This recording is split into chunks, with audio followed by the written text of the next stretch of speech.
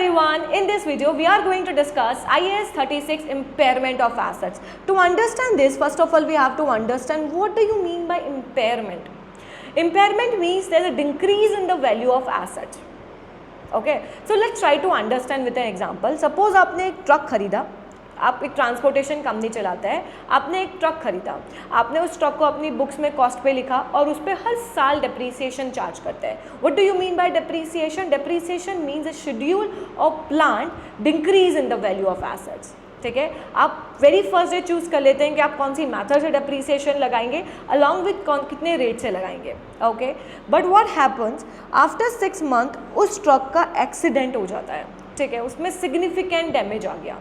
Okay, अब आप बताएं, आप ये जो ट्रक आपने जो ट्रक खरीदा है, आप उसकी प्राइस को कैसे रिकवर करेंगे? अब ना वो डैमेज हो चुका है, तो इस ट्रक से आप प्राइस कैसे रिकवर करेंगे? ठीक है, तो आप 2 तरीके से रिकवर कर सकते हैं. आप सोचो कि चलो यार मैं इसको अपने बिजनेस में ही यूज़ करता रहता हूँ, डैमेज ही तो हुआ, मैं इसको यूज़ करता हूँ.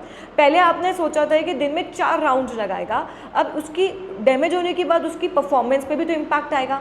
मतलब वो दिन में सपोज 2 ही राउंड लगा पा रहा है, मतलब आपको यूज़ में भी डिक्लाइन दिख रहा है कि यू आर एक्सपेक्टिंग कि वो 4 राउंड लगाएगा, डैमेज की वजह से उसके यूज़ में क्या डिक्लाइन आया कि वो 4 की जगह 2 राउंड लगा पा रहा है. चलो अपन ने सोचा चलो इसको बिजनेस में यूज़ नहीं करता हूँ, मैं इसको बेच ही देता हूँ. आज मैं बेचने भी जाऊँगी तो आप मुझे बताना कि मेरी बुक्स में जो वैल्यू आ रही है क्या उतने अमाउंट पे वो बिकेगा? नहीं बिकेगा. क्यों नहीं सेल हो पाएगा उतने अमाउंट पे? बिकॉज उस पर डैमेजेस है. ठीक है, इट मीन्स दैट अगर मैं उसको यूज़ करके भी उसका अमाउंट रिकवर करना चाहूँ तो भी कम होगा, और उसको बेचूंगी तब भी बेचने से भी जो अमाउंट मुझे रिसीव होगा वो भी कम होगा जो मेरी बुक्स में आ रहा है. ठीक है, अब आप मुझे बताओ क्या ये प्लान डिक्लाइन था? नहीं. ये डिक्लाइन क्यों हुआ? एसेट्स की वैल्यू में डिक्रीज क्यों आया? बिकॉज मेरी एसेट डैमेज हो गई थी, उसमें उसका एक्सीडेंट हो गया था. ठीक है, सो अगर प्लान्ड और शेड्यूल डिक्लाइन है तो हम उसको क्या चार्ज करते हैं? डेप्रीसिएशन. अब डैमेज की वजह से एसेट की वैल्यू में डिक्रीज आना, तो हम उसको अपनी बुक्स में कैसे रिकॉर्ड करेंगे? इसी वजह से IAS 36 इंट्रोड्यूस किया गया ताकि आप ये जो प्लान डिक्लाइन नहीं है, decrease in the value of assets है, आप उसको अपनी बुक्स में रिकॉर्ड कर पाओ. तो it means that what do you mean bye impairment? अगर हमने हमारे एग्जाम्पल से देखे तो इम्पेयरमेंट का मीनिंग होता है carrying value of assets is greater than its recoverable value. It means that कि आपकी बुक्स में जो एसेट की वैल्यू आ रही है, आप उसको उतना अमाउंट उसका रिकवरेबल अमाउंट कम है. या तो आप यूज से रिकवरेबल अमाउंट निकाल लो या तो आप उसको बेच के निकाल लो, पर दोनों से ही हम इतना अमाउंट नहीं रिकवर कर पा रहे हैं जितना हमारी बुक्स में कैरिंग वैल्यू आ रही है. तब हम बोलते हैं कि एसेट इम्पेयर हो चुका है. इसको बोलते हैं इम्पेयरमेंट ऑफ एसेट्स. कब इम्पेयर माना जाएगा? जब carrying value of assets is greater than its recoverable value. When carrying value of assets is greater than its recoverable value. Ma'am, what do you mean by recoverable value? ठीक है, तो पहले तो I will explain you. पहले तो ये समझ लो कि इम्पेयरमेंट क्या हुआ कब? जब भी कैरिंग वैल्यू ऑफ एसेट्स ज़्यादा हो रिकवरेबल वैल्यू से. ठीक है, कैरिंग वैल्यू मीन्स दैट आपकी जो वैल्यू उस एसेट की आपकी बुक्स ऑफ अकाउंट में आ रही है, हम उसको बोलते हैं कैरिंग वैल्यू. ठीक है, अब रिकवरेबल वैल्यू, अब ट्रक का एग्जांपल लो. आप ट्रक की कॉस्ट को कैसे रिकवर कर सकते हो? बाय द 2 वे. या तो आप उसको बिजनेस में यूज़ करते रहो या फिर आप उसको सेल कर दो. 2 ही तरीके से आप उसकी कॉस्ट को रिकवर कर सकते हो. तो अगर हम प्रॉपर IAS 36 की टर्म्स में बात करें तो वो यूज़ को बोलता है वैल्यू इन यूज़, और वो सेल को बोलता है फेयर वैल्यू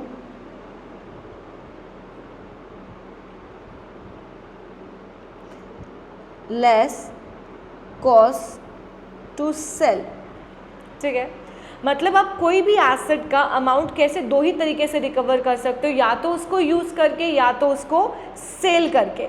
तो प्रॉपर टर्म्स में हम वैल्यू इन यूज़ बोलते हैं और fair value minus less cost to sell बोलते हैं. ठीक है, अब एक बात बताओ. ठीक है, which method you are preferring?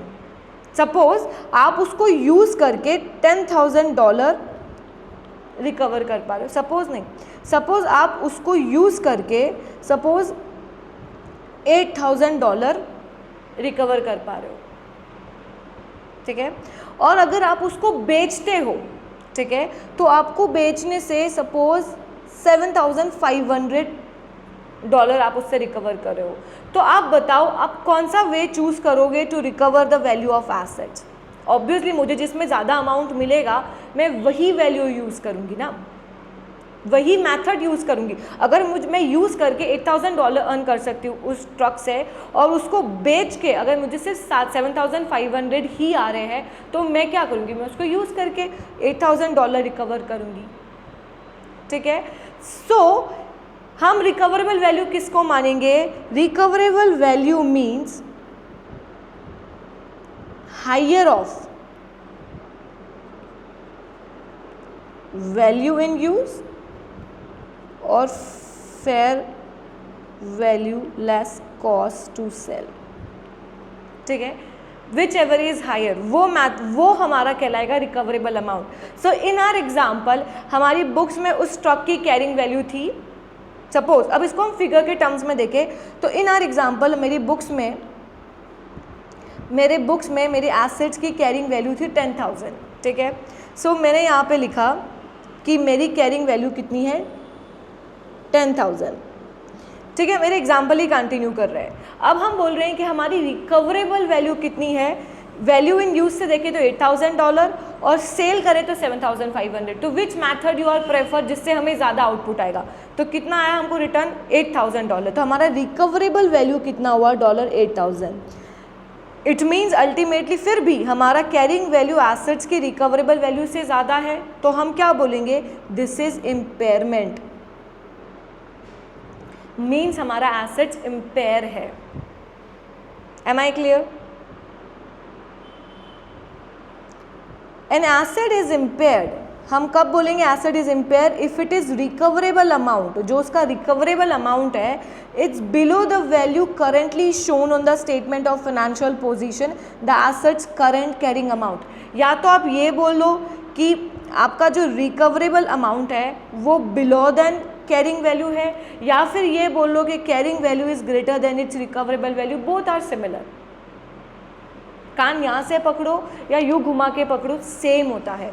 Similarly आप carrying value greater than recoverable बोलूँ या recoverable amount is below than carrying value बोलो, both are similar. Am I clear? How to measure the recoverable amount is taken as a higher of, ठीक है। आपको कभी भी impairment check करना है तो आपको रिकवरेबल अमाउंट तो कैलकुलेट करना पड़ेगा, तभी आप उसको कैरिंग वैल्यू से कंपेयर करोगे, और अगर कैरिंग वैल्यू ज़्यादा है तभी तो आप बोलोगे कि एसेट्स इम्पेयर है। Am I clear? Okay, so recoverable amount is taken as a higher of fair value less cost to sell. Fair value less cost to sell को सिंपल सा क्या बोल सकते हैं, net realizable value और value in use।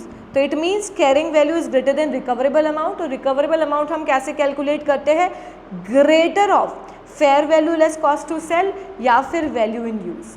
आप दो ही तरीके से एसेट से अमाउंट रिकवर कर सकते हो। Now we are moving further, now we have to understand how to measure fair value और how to measure value in use, ठीक है। If we talking about fair value, ठीक है, fair value less cost to sell. Ma'am less cost to sell meaning, suppose अब हम अगर इस truck को बेचने जाएं, ठीक है, सपोज हम इस ट्रक को बेचना चाहते हैं, तो हमने एक सेलर से बात की कि यार हमको ये बायर से बात की कि हमको ये बेचना है, तो बायर बोलता है कि ठीक है मैं खरीदने को तैयार हूँ। सपोज मैं आपसे खरीदने को तैयार हूँ $8,000 में, बट आपको इसमें कुछ माइनर रिपेयर्स करा के देने पड़ेंगे before selling this asset, okay. तो आपको क्या कराना, उस पर रिपेयर कराना, तो उस पर रिपेयर सपोज उस पर रिपेयर हुआ $500 का, तो नाउ आपका नेट रियलाइजेबल वैल्यू मतलब आपके हाथ में नेट अमाउंट कितना आया, क्योंकि आपने सेल के पर्पस से ही तो ये कॉस्ट इनकर्ड की, रिपेयर क्यों किया है, अदरवाइज आप रिपेयर नहीं कराते। आप क्यों रिपेयर करा, उसने बोला कि आप ये रिपेयर करा दोगे तो मैं आपसे परचेज कर लूँगा, ठीक है।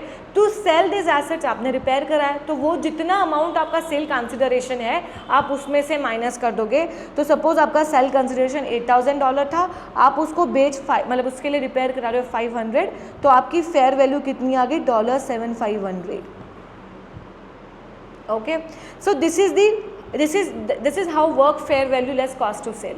सो आप उसको कैसे कैलकुलेट करोगे? देखो हमको पता है कि हम फेयर वैल्यू किससे निकालते हैं, as per IFRS 13 fair value measurement. Okay, in that case हम फेयर वैल्यू कैसे निकालेंगे? तो IAS 36 बोलता है या तो आपने कोई बाइंडिंग एग्रीमेंट कर लिया हो, बाइंडिंग एग्रीमेंट, इट्स मीन्स आपने सेल्स का एग्रीमेंट ही कर लिया है कि मेरे को आपको बेचना है, तो इस एग्रीमेंट में जो सेल्स कंसिडरेशन है वो क्या कहलाएगी? वो आपकी कहलाएगी fair value less cost to sell. ठीक है, या तो आपका इंटेंशन नहीं है उसका बेचने का, बट आपको उसकी फेयर वैल्यू निकालनी है, तो आप कैसे निकालोगे? As per IFRS 13 active market में उसकी क्या प्राइस चल रही है, एक्टिव मार्केट में उसकी क्या प्राइस चल रही है, आप उसके बेसिस पे उसका फेयर वैल्यू निकालोगे। तो आप fair value less cost to sales निकालने के दो तरीके, या तो आपने कोई बाइंडिंग एग्रीमेंट ही कर लिया है कि हाँ मैं आपको इस रेट पे बेचूंगा, ठीक है, या फिर आपको बेचने का इंटेंशन नहीं है, बट आपको निकालना है कि आज अगर मैं उस एसेट्स को बेचने जाऊंगा तो वो किस प्राइस पे जाएगी। तो वो कैसे निकालेंगे? हम फेयर वैल्यू निकालेंगे in active market. Active market हम वो कैसे मेजर करते हैं? As per the IFRS 13 fair value measurement. This is how we calculate the fair value less cost to sales. Now we are talking about value in use. आप value in use को कैसे major करेंगे? इन use मतलब आप उसको use कर रहे हैं आपके बिजनेस में, अगर आप यूज़ कर रहे हैं तो आप उससे क्या जनरेट करेंगे? आप जनरेट करेंगे कैश फ्लोज। ठीक है, आप अगर बिजनेस में यूज़ करोगे तो आप क्या जनरेट करोगे? उससे कैश फ्लोज जनरेट करोगे। तो वैल्यू इन यूज़ कैसे निकलता है? Present value of future cash flows. ठीक है, आप फ्यूचर की कैश फ्लोज की प्रेजेंट वैल्यू निकालोगे, वो हमारा वैल्यू इन यूज होगा। ठीक है, so ma'am cash flow means cash flow includes both inflows और आउटफ्लोज, बोथ। ठीक है, इनफ्लोज और आउटफ्लोज दोनों को कंसिडर करता है cash flows. So let's take example, suppose एक बिल्डिंग है, ठीक है, मैंने उस बिल्डिंग को रेंट पे दे रखा है। ठीक है, रेंट पे दिया है तो मुझे रेंटल आता है suppose $10,000 per month. For 12 month how much rent is that? $120,000 मुझे साल भर का रेंट मिलता है।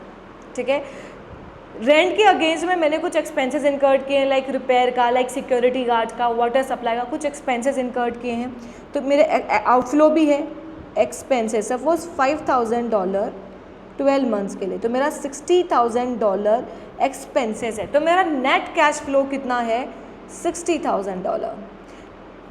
ये कैश फ्लो कंसिडर होगा हमारा ईयर का कैश, हमारा एक फर्स्ट ईयर का कैश फ्लो कितना है? 60,000।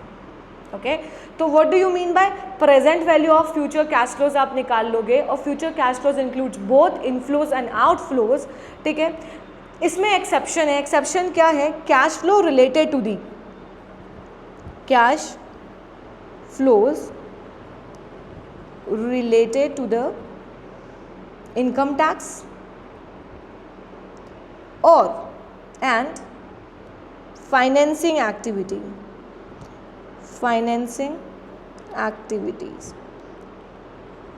इट मीन्स दैट अगर आपका कोई कैश फ्लो फाइनेंसिंग एक्टिविटी से है या फिर इनकम टैक्स से है, which is cash flow related to the income tax and financing activities are not included in this cash flow.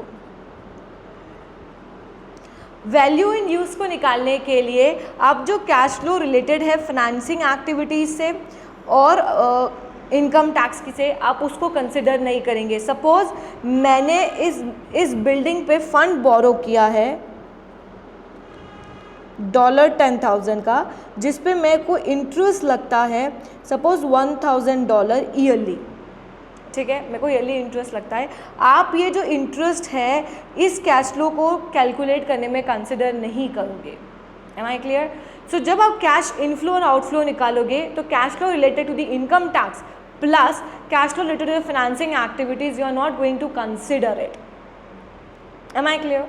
So now we are settled that how to measure the fair value less cost to sales and how to measure the value in use. Okay, so let's read that part. ठीक है, सो हम कब बोलेंगे कि हमारा impairment है? जब carrying value of assets is greater than its recoverable value.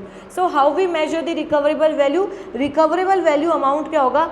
Higher of या greater of fair value less cost to sell और value in, whichever is higher is considered as your recoverable amount. ठीक है. To measure the recoverable amount, measurement of fair value less cost to sell, first we have to measure the fair value less cost to sell. तो वो कैसे होगा?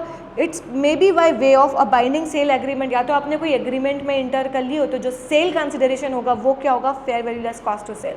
और otherwise आपका बेचने का इंटेंशन नहीं है, बट अगर आज आप मार्केट में बेचने जाओगे तो आपको किस प्राइस पे वो सेल होगा, तो वो कैसे निकालोगे? As per the active market less cost of disposal, और active market as per the IFRS 13. Okay, this is the way how we calculate the fair value less cost to sell. Now we are going to understand how we measure the value in use. ठीक है. Value in use determine estimating of future cash flows and outflows to be derived from use of the assets. अब अगर आप सोच रहे हो कि मैं बेचूंगा नहीं, मैं एसेट्स को यूज़ करूंगा, तो उस एसेट्स को यूज़ करने से आपको कैश फ्लोज जनरेट होगा, तो उस कैश फ्लोज के आप प्रेजेंट वैल्यू निकाल लोगे, और present value cash flows includes both क्या? इनफ्लोज और outflows. Ultimately disposal and applying a suitable discount rate, this cash flows obviously to calculate the present value आपको कुछ suitable discount rate, you have to discount this cash flow. Okay, and the cash flows relating to the financing activities or income tax should not be included as we discussed. Now the next question is that कि ma'am ये समझ में आया कि हाँ ये impairment है. ठीक है. जब मेरा कैरिंग वैल्यू एसेट से greater than was recoverable value. Ma'am ये तो आपने सिर्फ एक ट्रक का एग्जांपल दिया सिंपल. सपोज मेरे एक फैक्ट्री है जिसमें 100+ मशीन्स हैं, तो क्या मैं हर साल हर एसेट्स का पहले तो रिकवरेबल वैल्यू निकालूं और उसको कैरिंग वैल्यू से कंपेयर करूं, देन देखूं एसेट इम्पेयर हुआ है या नहीं हुआ है? नो. IAS 36 बोलता है कि आपको ये सब करने की ज़रूरत नहीं है. IAS 36 बोलता है आप कब रिकवरेबल अमाउंट और कैरिंग वैल्यू निकालोगे और कब उसको कंपेयर करोगे, मतलब आप इम्पेयरमेंट रिव्यू कब करोगे? जब आपको इंडिकेटर्स मिले. ठीक है. जब आपको इंडिकेटर्स मिले क्या हाँ यार कुछ इंडिकेटर्स हैं जिसकी वजह से एसेट्स की वैल्यू में इंक्रीज आ सकता है. अब हमारे इसमें अगर हम ट्रक का ही एग्जांपल देखें तो हमारे इसमें क्या इंडिकेटर था? एक्सीडेंट और damage is the indicator that की एसेट्स की वैल्यू में इंक्रीज आ सकता है. आपको हर साल इम्पेयरमेंट रिव्यू करने की ज़रूरत नहीं है. अगर आपको इंडिकेटर मिलते हैं तभी आप उसका रिकवरेबल वैल्यू निकालो और उसको कैरिंग वैल्यू से कंपेयर करो, अदरवाइज नहीं. अगर इंडिकेटर नहीं है you have nothing to do. तो it means how often we do the impairment? You should do the impairment when there is a indications of impairment. IAS 36 requires that at each reporting date, entity must assess whether there are indications of impairment. ठीक है. कोई indications है क्या impairment के? Impairment के दो तरीके के इंडिकेटर्स हो सकते हैं, इंटरनल इंडिकेटर्स और एक्सटर्नल इंडिकेटर्स. ठीक है. दो तरह के इंडिकेटर्स हो सकते हैं, इंटरनल और external indicators. Ma'am internal indicators, asset damage हो गया, हमारे एग्जांपल में ही जो ट्रक का एग्जांपल था, हमको कैसे पता चला कि ट्रक की वैल्यू इंक्रीज हो गई? बिकॉज वो डैमेज हो चुका है, उसका एक्सीडेंट हो गया था ऐसे. तो ठीक है, इंटरनल इंडिकेटर जो एसेट डैमेज हो गया. इकोनॉमिक परफॉर्मेंस डिक्लाइन हो गई एसेट की. सपोज कोई मशीन खरीदी थी आपने, वो per day per month 10,000 bag produce कर रही थी, सडनली वो 5,000, मतलब उसकी जो इकोनॉमिक परफॉर्मेंस है वो डिक्रीज होती गई, वो 5,000, अब वो सिर्फ 5,000 ही प्रोड्यूस कर पा रही है. तब आपको क्या करना पड़ेगा? इम्पेयरमेंट रिव्यू करना पड़ेगा. आप एसेट्स को ओवर यूज़ कर रहे हो. ठीक है. आप एसेट्स को रिपेयर ही नहीं करा रहे हो, आप उसको यूज़ करे जा रहे हो, तो अल्टीमेटली उसकी यूज़फुल लाइफ पे भी इम्पैक्ट आया, अल्टीमेटली उसकी प्रोडक्शन कैपेसिटी पे भी फ़र्क आया, और वो डैमेज भी होती जा रही है, एब्सोल्यूंस हो गई. ठीक है, ओल्ड हो गई. तब भी आपको क्या करना पड़ेगा? इम्पेयरमेंट रिव्यू करना पड़ेगा. That's all about the internal indicators. Talking about external indicators, legal environment में चेंज आ गया,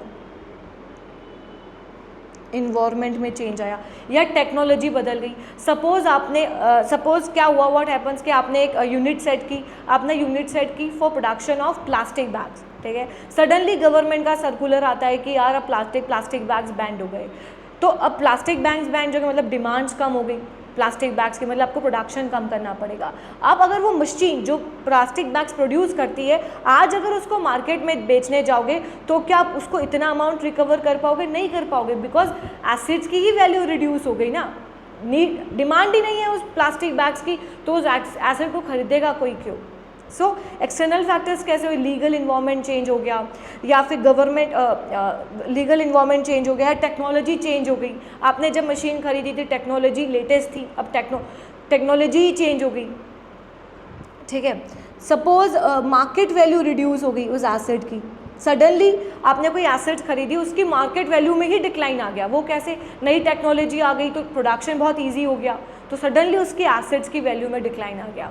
दिस आर दी इंडिकेटर्स। अगर आपको ये इंडिकेटर्स मिलते हैं तब आपको इम्पेयरमेंट रिव्यू करना है। I am not saying this is the only indicators, और दूसरे इंडिकेटर्स भी हो सकते हैं। ये some examples of the indicators हैं कि अगर आपको ऐसा इंडिकेटर्स दिखते हैं तो आपको इम्पेयरमेंट रिव्यू करना है। इम्पेयरमेंट रिव्यू मीन्स आपको उसका रिकवरेबल अमाउंट कैलकुलेट करना है और उसको कंपेयर करना है कैरिंग वैल्यू से। अगर आपका कैरिंग वैल्यू ज़्यादा है तो आप बोलोगे एसेट इम्पेयर हो चुका है। Am I clear?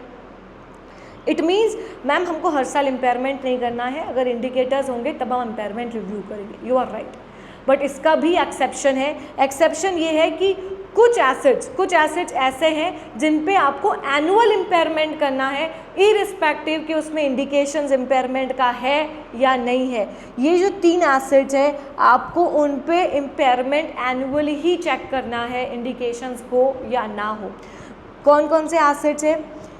Goodwill acquired in a business combination, in simple we can say purchase goodwill. As we know that कि हमने IAS 38 में पढ़ा है कि जब इंटरनली जनरेटेड एसेट्स या इंटरनल जनरेटेड गुडविल होती है तो हम उसको बुक्स में ही रिकॉर्ड नहीं करते, पर जब अगर परचेज गुडविल होती है हम उसको बुक्स में रिकॉर्ड करते हैं as per IFRS 3 business combination. तो इट मीन्स दैट जो गुडविल आपने परचेज गुडविल है आपको उस पर इम्पेयरमेंट एनुअली चेक करना है, ठीक है।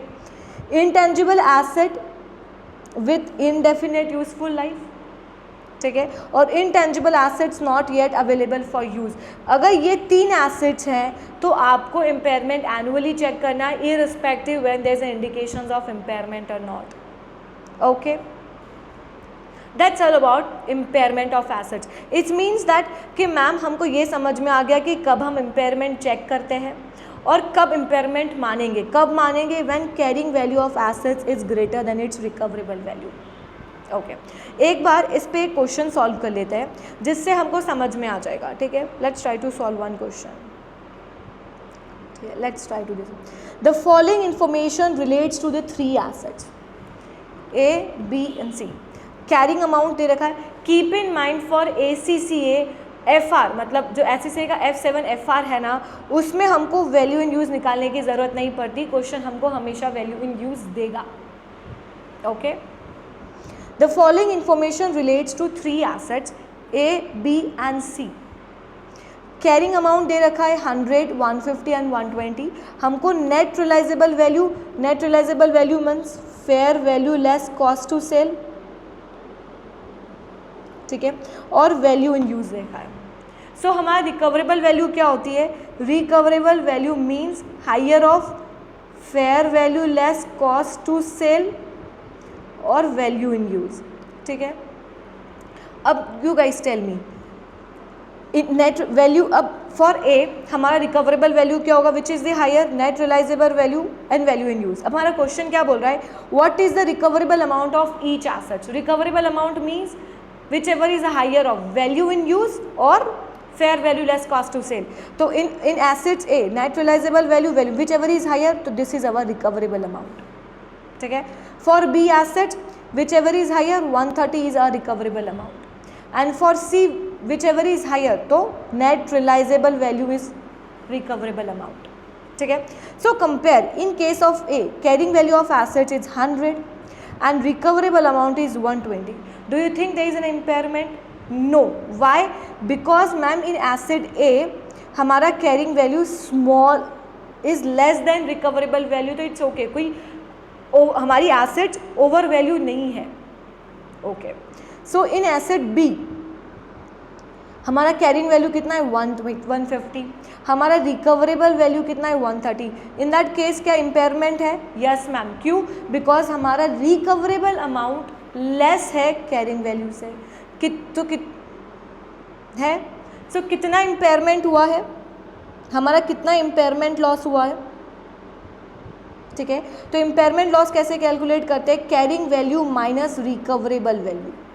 कितना इम्पेयरमेंट लॉस है? 20।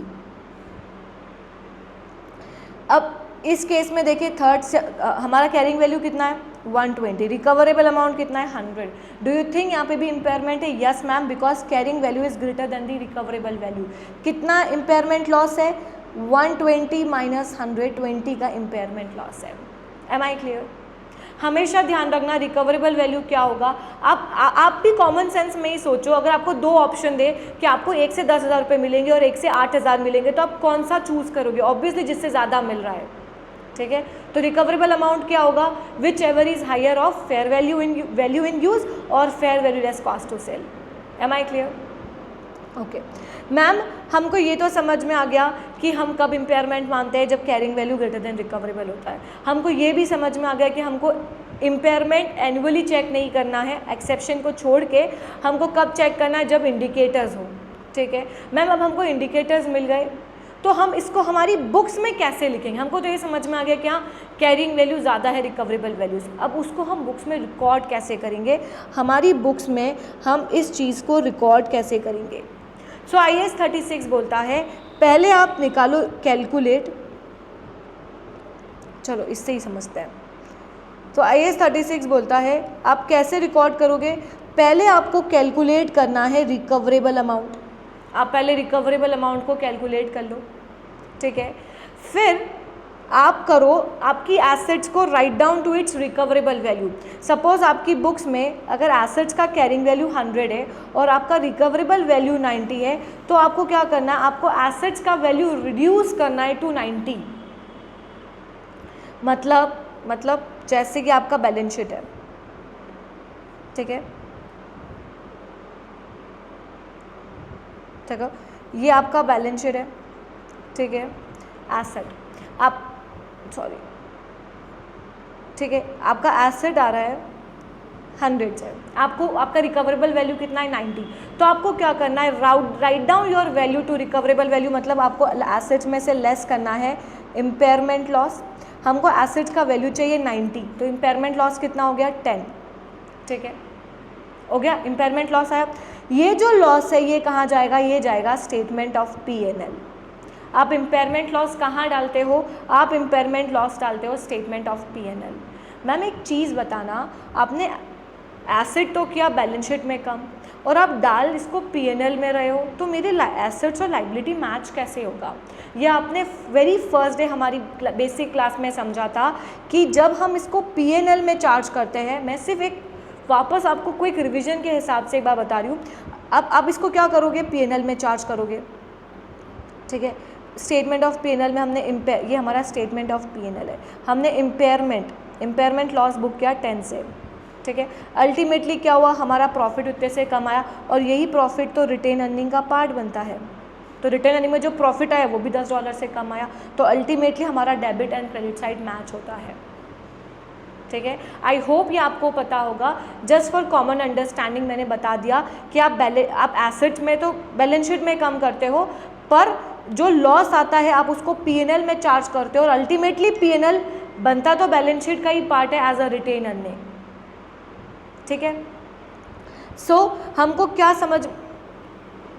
क्या समझ में आया कि हम इम्पेयरमेंट, अब हमने इम्पेयरमेंट रिव्यू किया, हमने तो इम्पेयरमेंट, अब हमको इंडिकेटर्स मिल गए, इंडिकेटर मिले कि देयर इज अ इम्पेयरमेंट। तो आप क्या करोगे? आप करोगे इम्पेयरमेंट रिव्यू। तो इम्पेयरमेंट रिव्यू के लिए क्या करना है? पहले आपको रिकवरेबल वैल्यू काउंट करना है। अगर कैरिंग वैल्यू रिकवरेबल वैल्यू से कम है, ज़्यादा है, कम है तो कोई दिक्कत है ही नहीं, बट अगर कैरिंग वैल्यू रिकवरेबल वैल्यू से ज़्यादा है तो आपको क्या करना है? You have to write down your asset value to its recoverable value. जैसे हमारे एग्जांपल में 100 था, 90 आपने 90 एसेट की वैल्यू की, इट मीन्स आपका लॉस हुआ। वो लॉस कहाँ जाएगा? वो लॉस बुक होगा statement of P&L। The impairment loss should be immediately recognise in the statement of P&L। पर मैम इसका भी एक एक्सेप्शन है। कैसे? सपोज आपका स्टेटमेंट ऑफ आपका लॉस कितना है 10, क्या हुआ प्रीवियसली इसी एसेट पे आपका रिवैल्यूएशन गेन है, इसी एसेट पे आपका रिवैल्यूएशन गेन है सपोज $20, ठीक है। तो IAS 36 बोलता है कि ये जो लॉस है ना पहले रिवैल्यूएशन गेन से एडजस्ट होगा। ये जो लॉस है, ये जो $10 का लॉस है पहले किससे एडजस्ट होगा? उस रिवैल्यूएशन गेन से। और अगर रिवैल्यूएशन गेन पूरा एग्जॉस्ट हो जाता है तो आप इसको चार्ज करोगे स्टेटमेंट ऑफ P&L में। तो अगर आपके पास रिवैल्यूएशन गेन है, ये रिवैल्यूएशन गेन कहाँ शो हो रहा होगा? ये रिवैल्यूएशन गेन्स हमारा बैलेंस, हमने ये IAS 16 में बहुत अच्छे से पढ़ा था कि रिवैल्यूएशन गेन हमारे इक्विटी के हेड में रिवैल्यूएशन गेन के नाम से, रिवैल्यूएशन सरप्लस के नाम से आ रहा होगा $20, ठीक है। तो अगर गेन होता है, अगर रिवैल्यूएशन गेन होता है तो वो कहाँ जाता है? अदर कॉम्प्रिहेंसिव इनकम में। अगर आपको ये वाला इम्पेयरमेंट लॉस उस गेन से एडजस्ट करना है तो आपको इसको कहाँ डिस्क्लोज करना पड़ेगा? इसको डिस्क्लोज करना पड़ेगा स्टेटमेंट ऑफ P&L में। अदर कॉम्प्रिहेंसिव इनकम में आपको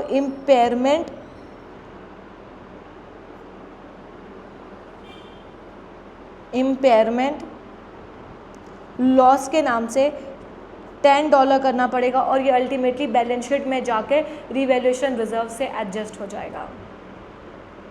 लेट्स अज्यूम कि सपोज अब अगर इसी केस में देखें, ठीक है, अगर हम इसको केस में देखें, ठीक है, ठीक है, अगर ये केस देखें कि मेरा जो एसेट का वैल्यू था, मेरा जो कैरिंग वैल्यू तो $100 है, रिकवरेबल वैल्यू 50 है, ठीक है।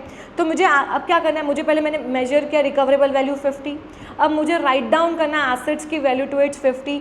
तो मेरा इम्पेयरमेंट लॉस, मतलब इम्पेयरमेंट लॉस कितना है? मेरी पहले वैल्यू 100 थी, अब मुझे 50 करना है तो मेरा इम्पेयरमेंट लॉस आया 50 का, ठीक है। अगर यही कंटिन्यू करे कि मेरा रिवैल्यूएशन गेन 20 था, इट मीन्स मैं कितना ही इम्पेयरमेंट लॉस रिवैल्यूएशन गेन से एडजस्ट कर सकती हूँ 20। तो मैं अदर कॉम्प्रिहेंसिव इनकम में, अदर कॉम्प्रिहेंसिव में कितना इम्पेयरमेंट लॉस डालूंगी 20, पर मेरा रिवैल्यूएशन लॉस कितना है? इम्पेयरमेंट लॉस कितना है? 50।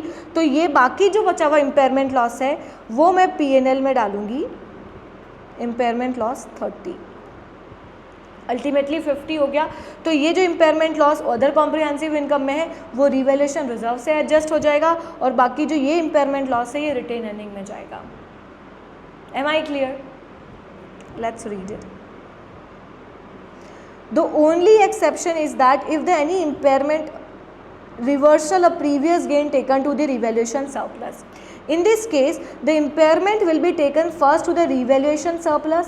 आपको revaluation surplus से adjust करना है तो अगर revaluation gain आपने other comprehensive income में दिखाया है या revaluation surplus आपने other comprehensive income में दिखाया है तो ये जो loss भी है वो कहाँ दिखाएगा? So disclose as other comprehensive income. Until the revaluation gain is fully exhaust. अब revaluation gain जैसे हमारे एग्जाम्पल में 20 तक खत्म हो गया पूरा, तो जो एक्सेस अमाउंट है वो कहाँ जाएगा? Statement of P&L. Am I clear? So this is how we record the impairment in books of accounts. First, whenever we have any indications of impairment, then what we have to do? We have to do the review of impairment. For doing review impairment, what we have to do? First, calculate the recoverable value, then write down the assets value to its recoverable value, or if there is any impairment loss, ठीक है, when the carrying value is as greater than its recoverable value, it means there's an impairment loss. And if there's an impairment loss, तो आप impairment loss कहाँ दिखाओगे? Statement of P&L में. But exception क्या है कि अगर उसी एसेट्स पे कोई प्रीवियस गेन है तो पहले इम्पेयरमेंट लॉस को उस गेन से एडजस्ट करोगे और अगर कोई excess amount of impairment loss बचता है तो वो कहाँ चार्ज करोगे? स्टेटमेंट ऑफ P&L में. Am I clear? Okay, that's all for today. इसके आगे का सेशन हम नेक्स्ट वीडियो में कंटिन्यू करेंगे जिसमें हम रिवर्सल ऑफ इम्पेयरमेंट पढ़ेंगे along with cash generating units पढ़ेंगे. ठीक है, तब तक के लिए bye bye, be happy, stay healthy.